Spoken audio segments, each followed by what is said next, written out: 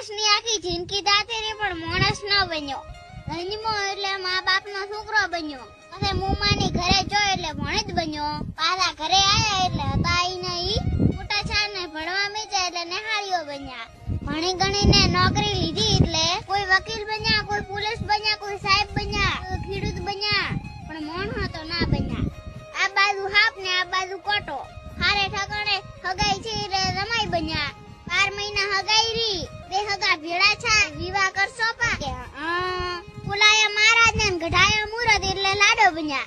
બેણાઈ ઘરે લાયા ને 2-3 છોકરા છે એટલે બાપો બન્યા. વરે છોકરા મોટા છે. હારે ઠકાણે હગાઈ કરી તો વેવાઈ છા. વરે છોકરો બેણાઈ ઘરે લાયો. ઘરમાં વહુ આવી તો હારો બન્યા. વરે છોકરાના છોકરા મોટા છે એટલે દાદો બન્યા.